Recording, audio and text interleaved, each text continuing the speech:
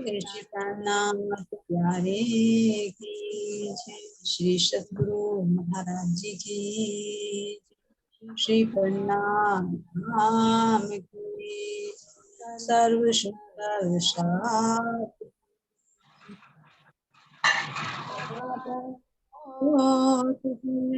सुनो साथ चित दे, भजो श्री प्राणनाथ राज शर्मा जी को, सखी जीवन हमारे श्री महामति के साथ की, भया चर्चा का बखत, अब तुम संयोचित दे, लाल आगे आए बैठे हैं तकत, लाल आगे आए बैठे हैं तकत, बोलिए श्री प्राणनाथ प्यारे श्री सद्गुरु महाराज जी की। तो सुंदर साजिद पर मुंह अपना किस तरह से छोटा भाई के लिए महाराज जी उनको भेज देते प्राणनाथ जी महाराज जी। क्यों? क्योंकि पहले उन्होंने कथनी शुरू की और अभी तक हुक्म नहीं था। क्या हुक्म नहीं था? अभी धाम धोनी का दर्शन श्री महाराज ठाकुर। तो इसलिए बाल भाई के कहने पर वे क्या करते हैं, उनको अरब देश की यात्रा के लिए भेज देते हैं, खेता भाई की जो धन संपत्ति है उनको लाने के लिए, उनको बुलाने के लिए। तो अब किस तरह से आगे खेता भाई अरब में जाते हैं और कैसे कैसे वहां माया से युद्ध करते हैं, उसका वर्णन अब हमारी प्रमुख सखी जी वर्णन करते हैं। चलिए प्रणाम। प्रणाम। श्री सतगुरु महाराज की जय। श्री प्राणनाथ। संवत 1703 में हुक्म हुआ श्री राज, गांगजी भाई के काम को तुम लाओ श्री महराज। विक्रम संवत 1703 में सतगुरु धनी देवचंद जी ने श्री महराज को आदेश दिया कि महराज, गांगजी भाई का अति आवश्यक कार्य है जिसके लिए तुम्हें अरब जाना होगा। खेता भाई गांगजी के सगे भाई हैं, उनको अरब गए हुए 25 वर्ष हो चुके हैं, इसलिए अब तुम्हें शीघ्र अरब जाना होगा। यदि खेता भाई सुंदर साथ में शामिल हो जाता है तो उसके धन से श्री राज्य की जागनी का कार्य में सेवा हो सकती है। बड़े कार्य की शोभा का श्रेय तुमको प्राप्त होगा और खेता भाई के धन से कई अधूरे पड़े हुए कार्य पूरे हो जाएंगे। श्री महराज जी ने सद्गुरु धनी देवचंद्र जी के आदेश को शिरोधार्य किया। इसके बाद सद्गुरु श्री देवचंद जी ने कहा कि जल्दी ही अरब के लिए नाव जाने वाली है, उसमें तुम बैठ जाओ। फाल्गुन मास के मध्य में श्री महराज नाव पर सवार हुए और 40 दिन की यात्रा करके अरब देश पहुंचे। श्री महराज जी खेता भाई से आकर मिले। उन्होंने गांगजी भाई के हाथ का लिखा हुआ पत्र खेता भाई को दिया। श्री महराज जी से मिलकर खेता भाई बहुत प्रसन्न हुआ और बता दूंगी। खेता भाई ने अपने गोदाम के लेने देने का सारा कार्यभार श्री महराज जी के हाथ में सौंप दिया। श्री महराज जी ने खेता भाई से कहा, खेता भाई तुमने अब तक बहुत धन कमा लिया है, अब तुम नौतनपुरी में विराजमान सदगुरु महाराज के चरणों में चलो ताकि तुम्हें शाश्वत शांति मिले। श्री महराज जी ने खेता भाई को तारतम ज्ञान की चर्चा सुनाई, लेकिन चिकने घड़े की तरह उन पर जरा भी असर नहीं हुआ। वह केवल अपने लेन देन की ही बातें करते थे। श्री महराज जी ने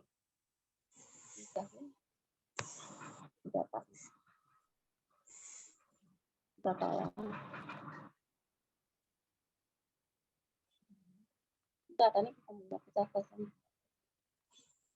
चर्चा सुनाई, लेकिन उन पर जरा भी उस असर नहीं हुआ। वह केवल अपने लेन देन की बातें करता रहता था। श्री महराज जी ने अपने मन में विचार करते हैं और खेता भाई को यदि नौतनपुरी ले चलता हूँ तो सदगुरु महाराज की आज्ञा का पालन की मेरी सेवा हो जाएगी। या खेता भाई गांगजी भाई के छोटे भाई हैं, इनके चलने से इनके धन द्वारा कार्य की सेवा होगी। श्री महराज जी अब अरब की धरती पर 4 वर्ष तक खेता भाई के व्यापार को समेटने और दूसरों को दिए हुए धन को वापस लाने में लगे रहे। दुर्भाग्यवश खेता भाई अस्वस्थ हो गए और उनका देह वासना हो गया। खेता भाई के गोदाम से संपूर्ण धन संपत्ति पर वहां के अधिकारी ने अपना अधिकार कर लिया। श्री महराज जी उस समय बाहर गए हुए थे। उधर वहां के अधिकारी शेख सल्लाहू की नजर संपूर्ण धन संपत्ति हड़पने पर थी। तब श्री महराज ने अपनी राह में बाधक मानकर आखिरी अधिकारी से शेख सल्लाहू के मन में पाप की दृष्टि हो गई। इसलिए श्री महराज जी ने पिछली रात को ही वहां से चल पड़े। जब वे पहाड़ी स्थान पर पहुंचे तो उजाला फैल चुका था।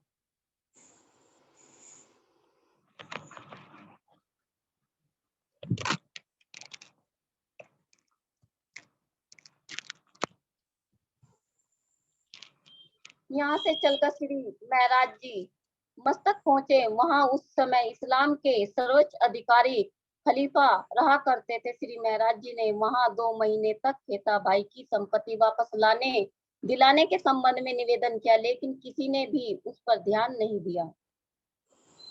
जब श्री महराज जी अपनी असफलता से निराश होकर लौट रहे थे तो मार्ग में एक अरब वासी से भेंट हुई। परिचय के पश्चात श्री महराज जी ने उन्होंने अपने ऊपर घटित सारी बात बताई कि किस प्रकार वह 2 माह से भटक रहे हैं और किसी ने उनकी फरियाद नहीं सुनी। यह सुनकर उस अरब ने उन्हें एक पत्र लिख कर दिया और ये कहा, जब इधर से बादशाह निकले तो आप डरना नहीं बल्कि साहस पूर्वक उनका छेड़ा या किनारा पकड़कर यह बात बताना।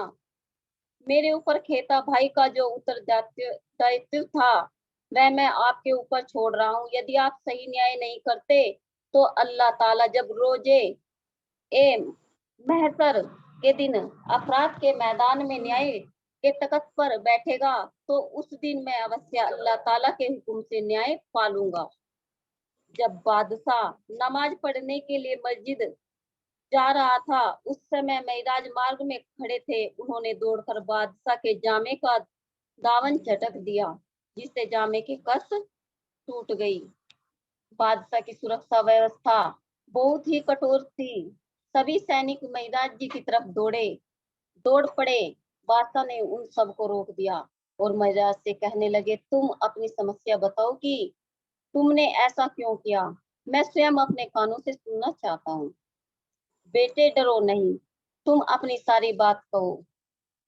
तब श्री महराज जी ने अरब को दिया हुआ पत्र बादशाह को दे दिया। सारी घटना बता दी कि किस तरह से उनके दरबार में 2 माह तक भटकने के बाद कोई भी न्याय नहीं मिला।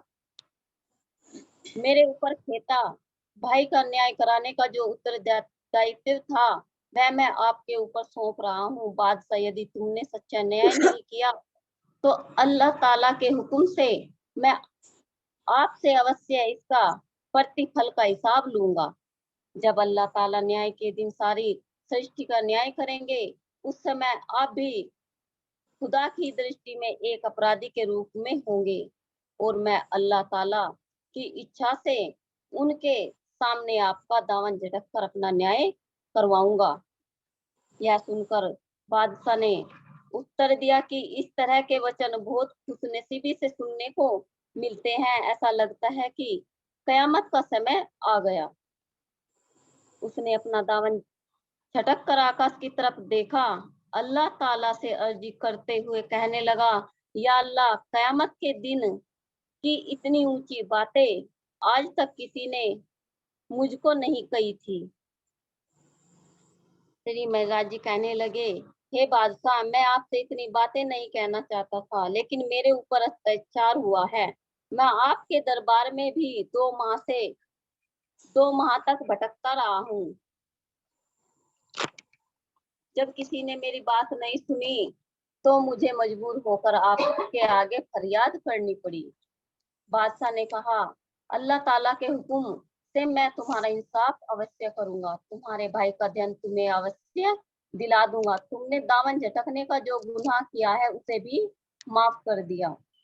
बादशाह नमाज पढ़ने चला गया और सिख महाराज जी ने अपने निवास पर आ गए। जब प्रातःकाल हुआ तो बादशाह को याद आई कि मैं तो उस व्यक्ति का पता ही नहीं ले पाया था, इसीलिए श्री महाराज जी की खोज में उसने 2 सैनिक को भेज दिया।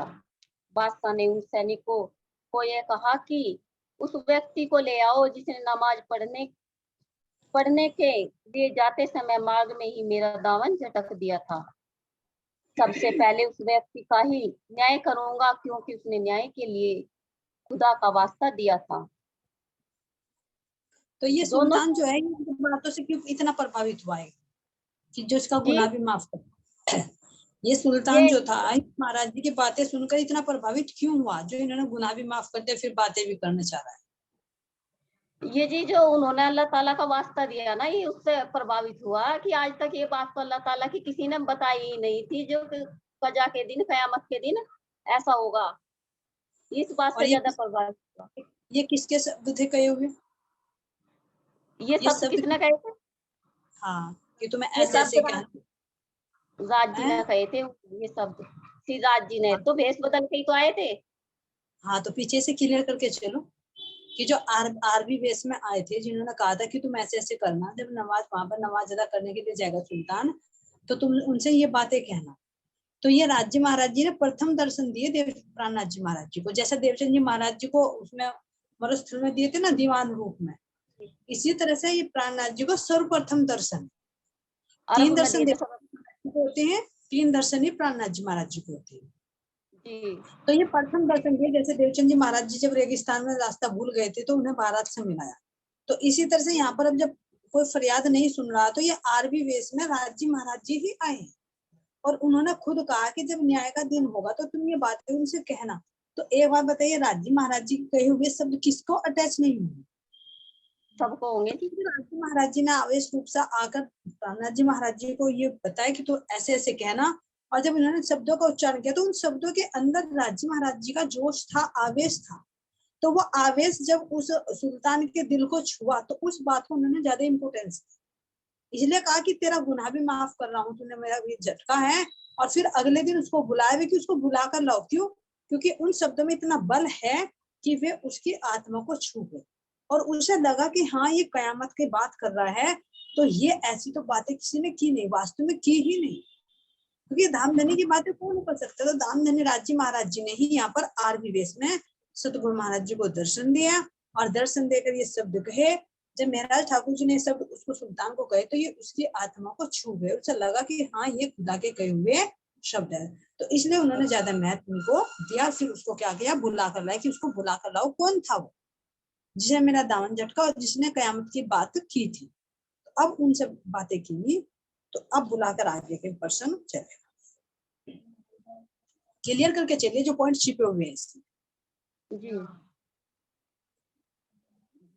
दोनों सैनिक सड़क पर ऊंच स्वर में मुनादी कर रहे थे कि बादशाह का दामन झटकने वाला व्यक्ति कौन है। श्री महाराज जी वहीं पर खड़े थे। उन्होंने सैनिकों को बताया कि बादशाह का दामन उन्होंने ही झटका था। यह सुनकर दोनों सिपाहियों ने श्री महाराज जी के दोनों बाजुओं को पकड़कर बादशाह के सामने उपस्थित किया। श्री महाराज जी जब बादशाह के सामने उपस्थित हुए तो उसने उनसे हिंदुस्तान का समाचार पूछा। बादशाह ने उनसे भारत का इस्लाम धर्म की गतिविधियों के बारे में जानकारी हासिल की। बादशाह ने बहुत ही विनम्र भाषा में श्री महाराज जी से बातें की और बादशाह ने कहा कि महाराज आपने मेरे दीवान से क्यों नहीं अर्जी की। तब श्री महाराज जी ने दीवान की सुरक्षा के लिए कह दिया कि मैंने उनसे कुछ भी बात नहीं की। उन्होंने कह दिया था कि मैं तो उनसे मिला ही नहीं था, वे मुझे मिले ही हाँ, नहीं। जैसा दीवान की तरफ देखा तो उनकी नजर नीची हो जा, तो वे समझ जा कि प्राण जी न बचाने के, महाराज जी न बचाने के लिए झूठ बोल ले। कितने नेक दिल वाले ये इंसान है। तो यही तो श्री होती है मैं मानता। इतना बुरा किया ना महाराज जी ने, देखो जो कहा ना मैं कि कोई देत कसाला तुमको, तुम भला चाहिए तीन। तो ये महाराज जी जी ने चरितार्थ करके दिखा, तब हमें शिक्षा दी हर चीज में और चौपाई में। अभी कितने 2 महीने तक भटके लेकिन उन्होंने उनकी बात नहीं सुनी। और लेकिन अब जी देखा कि भाई अगर उन्होंने सुल्तान के सामने कह दिया तो इसकी तो नौकरी चली जाएगी। तो यहाँ पर देखो झूठ बोलते हैं तो झूठ भी कहाँ पर बोल सकते हैं, इससे शिक्षा मिलती है। अगर यहाँ पर सत्य बोल देते तो फायदा, काम तो होना ही होना था, लेकिन उसकी नौकरी चली जाती। तो इसलिए सुल्तान भी प्रभावित हुआ कि वो नेक आदमी है। क्यों? क्योंकि इसने बुरा चाहने वाले का भी भला किया। श्री महराज जी की दया भावना से भरी इस बात को सुनकर बादशाह प्रसन्न हुआ। श्री महराज जी ने बादशाह से शेख सल्लाहू की फरियाद की। सब कुछ सुनकर बादशाह ने अपना हुक्मनामा लिख दिया कि इनका कार्य न करने पर शेख सल्लाहू को जड़ से मिटा दिया जाएगा। ऐसे शेख सल्लाहू, मेरा यह हुक्मनामा पाते ही श्री महराज जी का सारा धन वापस कर देना। यदि तुमने मेरे हुक्म को नहीं माना तो तुम्हें जड़ से उखाड़ डालूंगा। इस तरह से हुक्मनामा लिखकर बादशाह ने महराज जी को दिया और साथ में एक सैनिक भी कर दिया। श्री महराज जी सैनिक और हुक्मनामे को लेकर शेख सल्लाहू के पास पहुंचे। उस सैनिक ने वह हुक्मनामे को कागज से गुल्ला के हाथ में पकड़ा दिया और कहा दिया कि बादशाह का मुझे हुक्म है कि इन महराज जी का सारा कार्य आपने मेरे सामने शीघ्र ही करवाना। तो जब इन्होंने लिख कर भेजा तो वे सेनापति थे इनके पास गए, शेख सल्लाहू के। तो इनसे कहा कि राजा ने ये पत्र लिखवा के भेजा कि इनका सारा जो धन है, संपत्ति है, सारा वापस कर दो। और ये बादशाह का सख्त हुक्म है, जो इसे नहीं मानने का तो वो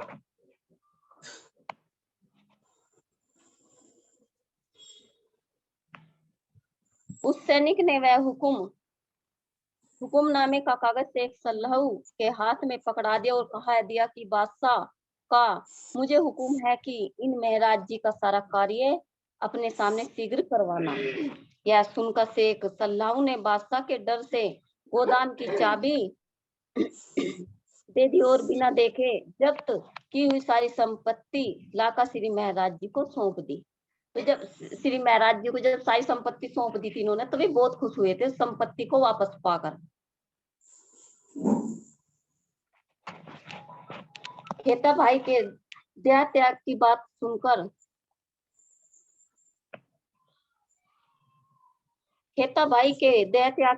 सुनकर सदगुरु धनी देवचंद जी ने बिहारी जी और श्याम जी को महराज जी की सहायता के लिए अरब भेज दिया। तो बीच में जैसे ये देखा तो घर जाकर प्राणनाथ जी ने जब चले गए, तो जैसे ही वहां गए घर पे, तो वे रात को तो सो रहे थे। तो इसने ये थे शेख सल्लाहू, इसने गोदाम में आग लगवा दी थी। तो जब गोदाम में आग लगवा दी तो सारा धन तो उसमें ही जल गया था। इस बात से भी बहुत परेशान हुए।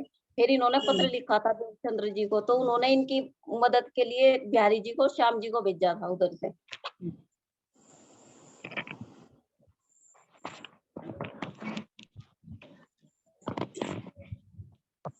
बिहारी जी, श्याम जी महराज जी से आकर फिर मिलते हैं।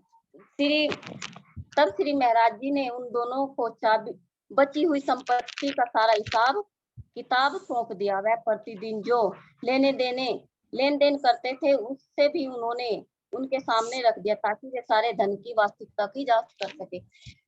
जब बिहारी जी और श्याम जी से मिलने के लिए गए थे, तो उसी बीच में इन्होंने महराज जी ने उन्हें दोनों को बैठाया कि बैठो। तो जो वहां से लेन देन की जो बही खाते थे वे रखे हुए थे, तो बाहर से कोई इनसे महराज जी से मिलने के लिए आए, इतने वे वहां उनसे मिलने के लिए गए। तो इन्होंने सारा हिसाब किताब देख लिया। तो श्याम जी ने कहा था कि हिसाब तो सारा सही लिख रखा है इन्होंने।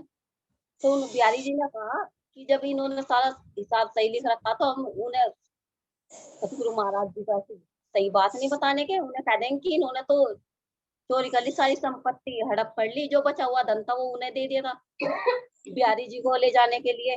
फिर उन्होंने कहा था कि जो बचा हुआ जो धन है उसे लेकर मैं वापस आ जाऊंगा, तुम चलो। इतना तो वे तो चले गए थे उसे लेकर। तो इतना आए तो सतगुरु महाराज जी से इन्होंने जो कहा कि महराज जी ने जो धन था वो तो हमें दे दिया, थोड़ा बहुत जो बचा वो सारी संपत्ति हड़प ली, इसलिए वजह से वे देर से आएंगे, आए नहीं साथ में। वे बाद में आने की बात कर रहे उनसे। बातचीत के क्रम में ही उन्होंने सारी बात बताई, किस तरह से उन्होंने खेताबाई के धन संग्रहित किया और मस्तक के खिलाफ मकसद के खलीफा के पास जाकर शेख सल्लाऊ के द्वारा जब्त की हुई संपत्ति की छुड़ाई। लेकिन इस दोनों के मन में पाप भरा हुआ था। वे दोनों महिराज जी से हमेशा ही द्वेष दृष्टि ही रखते रहे। श्री महिराज जी अरब से खेता भाई की शेष बची संपत्ति लेकर तनपुरी आए। तब बिहारी जी के बहकावे में आई हुई बालबाई ने जाम राजा से चुगली कर दी। तो जब ये वापस आए थे वहां से, चुगली तो पहले ही लगा रखी थी, तो बालबाई ने उनसे पहले ही बोल दिया था कि अगर ऐसा है तो मेरे भाई की संपत्ति जो हड़प ली उन्होंने महराज जी ने, इसकी चुगली तो मैं उनसे राजा से लगाऊंगी वहां के। तो वे उनके पास चुगली लगाई थी। जैसे महराज जी आए फिर वापस वहां से, बालबाई ने जाम राजा की चुगली महाराज जी को बोल देती है, अरब से आई हुई जो संपत्ति है वह मेरे भाई की है, महिराज जी की नहीं है। तो कुछ तो ये आग लगी थी, कुछ उसमें डूब गया था धन। तो नाव थी, दो नाव में धन था और एक में वे खुद बैठे, तो वे दो नाव तो डूब गई थी। कुछ पानी में चला गया तो कुछ जल गई थी। जो थोड़ी बहुत बची थी वे वापस ले आए थे। उन्हें जो लाख है उन्होंने उनके पास दे दी थी। यह घटना विक्रम संवत 1708 की श्री महराज जी के द्वारा लाई हुई सारी संपत्ति राजकोष में जमा हो गई। वह सेवा के काम नहीं आ सकी। क्यों नहीं आ सकी? क्योंकि वो एक उसका ईमानदारी से कमाया हुआ पैसा नहीं था। हाँ, तो 3 हिस्सों में बट गए, गया, तो कुछ में तो जल गया, कुछ डूब कुछ गया और कुछ राजा ने कब्जा कर दिया। तो कोई भी पैसा सेवा में काम नहीं आया। नहीं आया। श्री महराज जी ने नवतनपुरी में 2 वर्ष तक रहे, लेकिन उनके मन में सदगुरु महाराज जी से मिलने की प्रबल आकांक्षा थी। वे भी मिलने के लिए नहीं गए। तो जी जैसे ये महराज जी आए थे तो बालबाई उनके सदगुरु देवचंद्र जी के पास गई। उन्होंने, वे तो खुश हो रहे थे, उन्हें बताई गई थी जैसा, तो वे तो इस बात के लिए मानने के लिए तैयार नहीं थे कि उन्होंने धोखा करा महराज जी ने। तो बालबाई ने कहा अगर आप उनसे मिलोगे तो मैं कुएं में कूद कर अपनी जान दे दूंगी। हाँ, मैं वो कुएं में कूद के अपनी जान दे दूंगी अगर आपने ऐसा करा। तो जैसे ही हाँ, प्राणनाथ जी महराज जी उनसे मिलने के लिए आए देवचंद्र जी से, वे इस पर लेटे हुए थे। तो प्राणनाथ जी आए तो उन्होंने पूछा सदगुरु महाराज जी आपका स्वास्थ्य तो ठीक है? तो ऐसा ही उन्होंने उन्हें देखकर चादर ढक ली मुंह पे। जैसे वे उनके चरण छूने लगे तो उन्होंने चरण भी अपने इकट्ठे कर लिए। तो उन्होंने पूछा कि सदगुरु महाराज जी मेरे से क्या गलती हुई, मुझे गलती तो बताओ। तो उन्होंने उनकी तरफ देखा तो महराज जी ने वहां क्या कहा था कि इतना आप नहीं बुलाने के, मैं आने का नहीं आप। तो ऐसे ही प्राणनाथ जी चले जा, बालबाई छुप के देखती रही इन सब बातों को।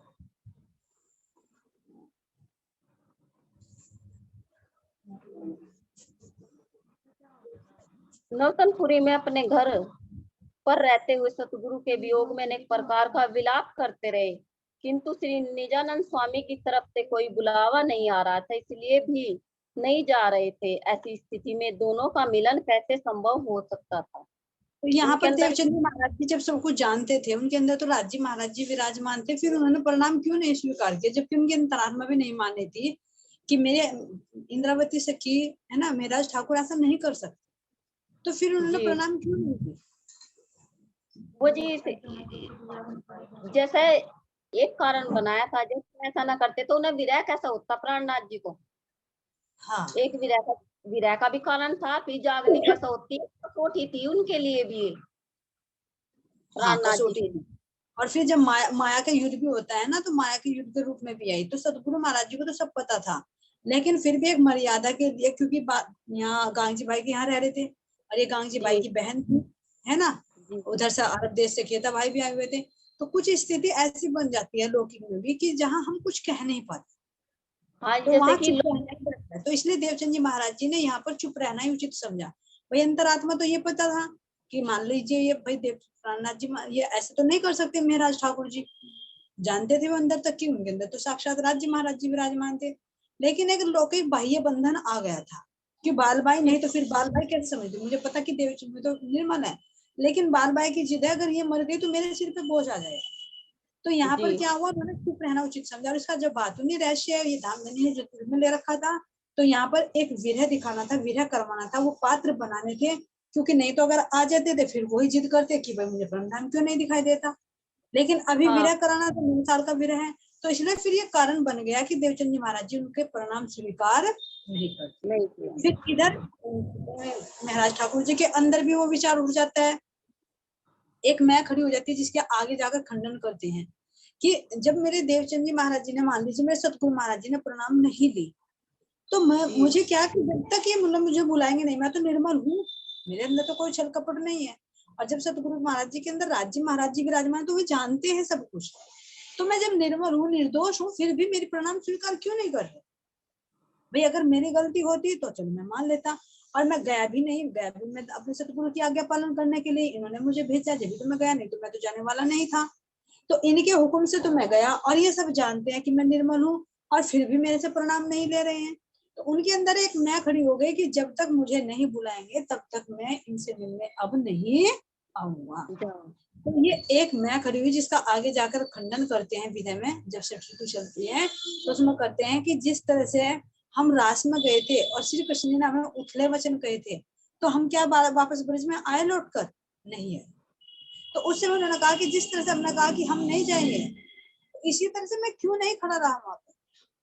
मैं 1 घंटा, 2 दिन, 4 दिन, 10 दिन रहता, सतगुरु कब तक ना बोलते? तो मेरे अंदर ये मैं क्यों खड़ी हुई कि जब तक नहीं बुलाएंगे मैं नहीं जाऊंगा? तो फिर इसका इनको पश्चाताप होता है कि मेरे अंदर की मैं खड़ी हुई। लेकिन ये क्या है, दामदनी के हुक्म से लीला होनी थी, इसलिए ये खड़ी हुई है, और फिर बाद में जब बुलाएंगे तभी आएंगे, इससे पहले हाँ नहीं। तो यही निर्णय की जीत हुई। एक तो जीत ये हो गई क्योंकि जो धन का आरोप लगा था, तो यहाँ तो निर्दोष साबित हो गए कि हाँ भाई इनके ऊपर कोई लांछन नहीं है। अब ये फिर प्रणाम न लेना, फिर वहां पर चले जाना, अब ये माया का फिर प्रभाव शुरू हो जाता है। आगे नौतनपुरी में अपने घर पर रहते हुए सतगुरु के वियोग में अनेक प्रकार से विलाप करते रहे। जैसे ये घर में रह ही सतगुरु महाराज जी को याद कर रहे थे। एक दिन बैठे हुए ये क्या कर रहे थे, सतगुरु महाराज जी को याद कर रहे थे। कहे सतगुरु महाराज जी क्या आपको मेरी याद नहीं आती? जब मैं दिल दोष हूँ तो फिर आप मेरे से बात क्यों नहीं करी, मुझे बुलाने के लिए क्यों नहीं भेजा? क्या आपको अपनी इंद्रावती की याद नहीं आती? जब आपको पता मैं इंद्रावती हूँ, परमधाम की आत्मा हूँ, फिर आप मुझसे दूर क्यों हो गए? मेरी याद क्यों नहीं आती आपको? तभी इनकी भाभी आ जाए तो फिर उनसे क्या कहे कि आप वहां की खेता भाई की संपत्ति का हड़पने का आरोप है। फिर ये कहा कि सदगुरु महाराज तो सब जानते हैं, वहां ये ऐसा बोल रहे हैं। फिर ये वहां से निकल के चले जाए, उनके पास नौकरी करे ये कला जी के यहाँ पर। कला जी के यहाँ पे।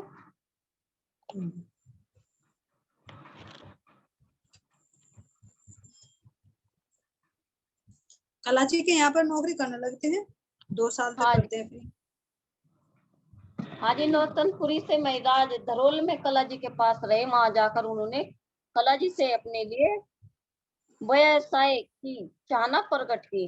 कला जी के पास श्री महाराज जी राज्य के प्रबंधन कार्य में 2 वर्ष तक रहे। इसके पश्चात कर्ज चुकाने के लिए अहमदाबाद उन्होंने 8 महीने रहना पड़ा।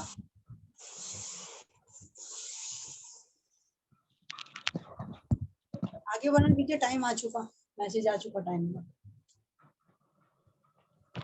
तो आज तो नहीं होने का जी, अभी तो 3 हो रहे अंतर ध्यान की खराब हो गया बीच में। तो महाराज जी ने बुला रहे थे कि महाराज, तो जैसे महाराज जी को बुलाने के लिए बिहारी जी को भेजा, तो वे खुश हो गए कि मुझे बुलाने के सतगुरु महाराज ने बुलावा भेजा।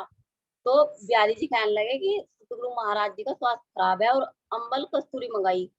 तो ये कहने लगे क्या चलो मैं अम्बल कस्तूरी लेके आ रहा, और मैं भी उनका हिसाब करके मैं भी आ रहा। तो उन्होंने कहा, बिहारी जी ने कहा नहीं उनका स्वास्थ्य खराब है, आप बाद में आ जाना, मैं ही लेकर जा रहा। तो सतगुरु देव सिंह जी का तो तबीयत बहुत खराब थी। तो वे जैसा बिहारी जी उनसे पूछा कि महाराज जी नहीं आए, अगर नहीं, फिर वे ज्यादा विलाप करने लगे।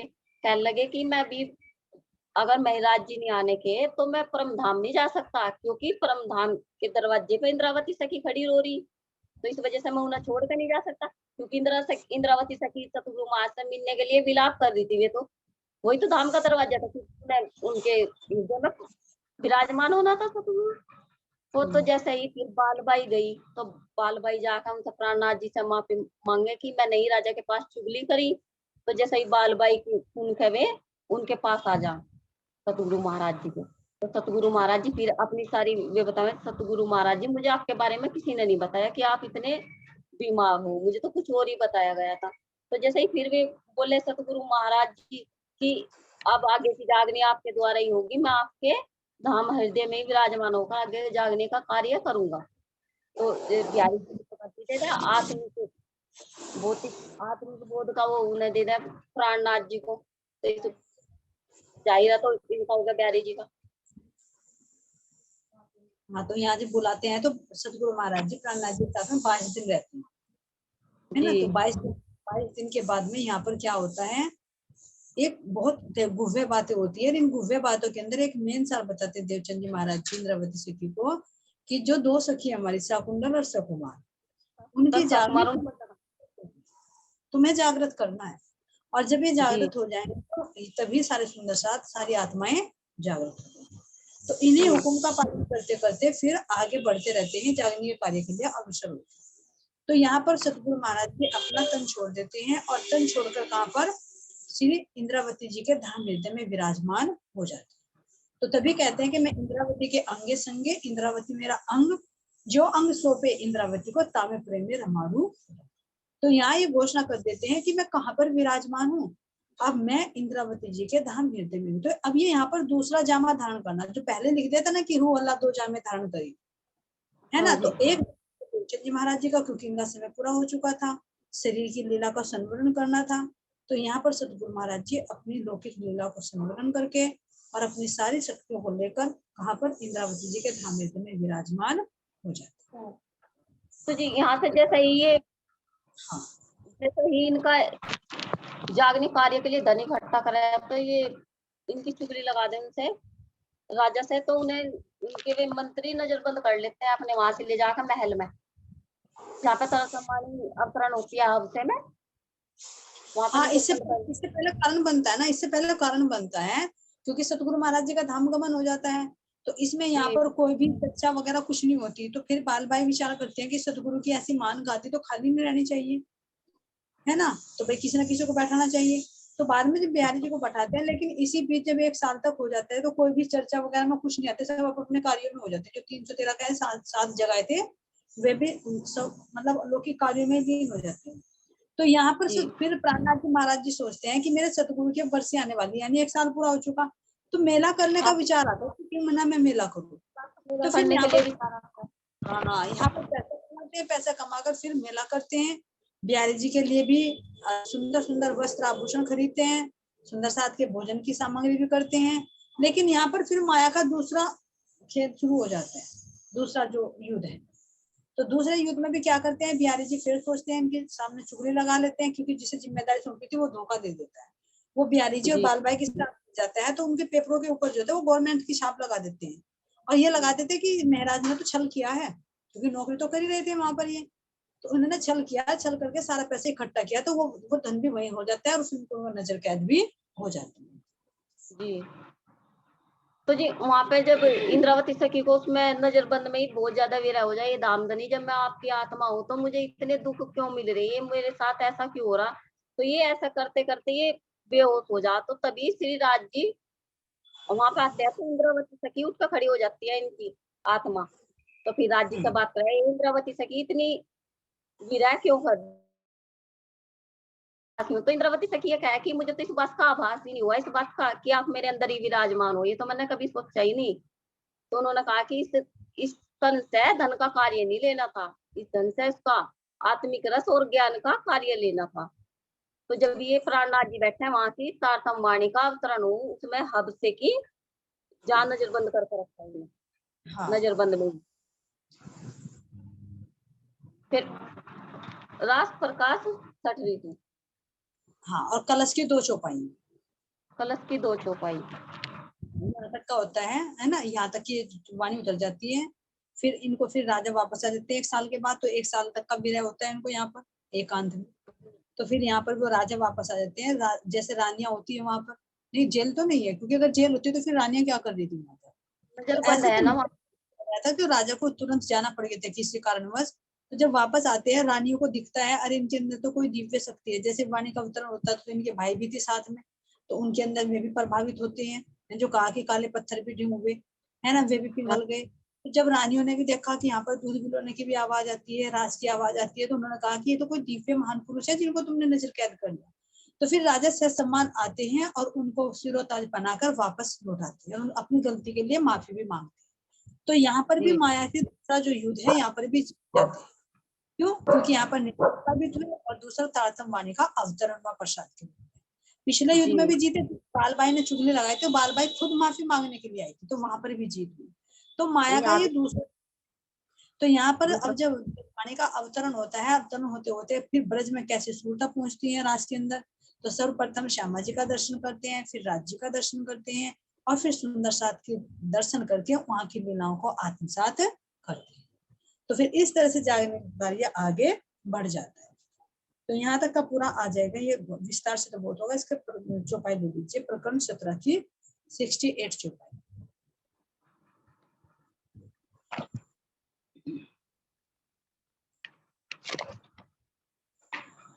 68वीं चौपाई जी।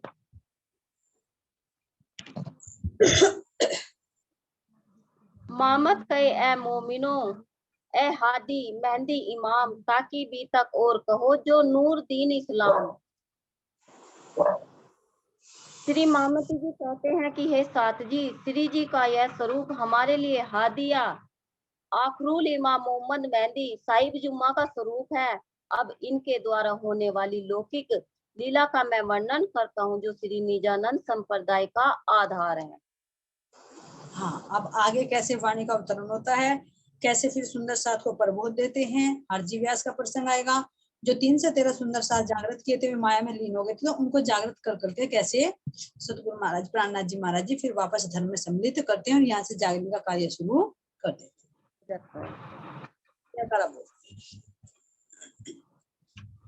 श्री सतगुरु महाराज की जय, श्री प्राणनाथ प्यारे की जय, श्री लालदास जी महाराज की जय, श्री पन्ना धाम की जय, सर्व सुंदर साथ की जय। प्रणाम जी, सभी सुंदर साथ को प्रणाम जी। बाई जी के चरणों में कोट डाल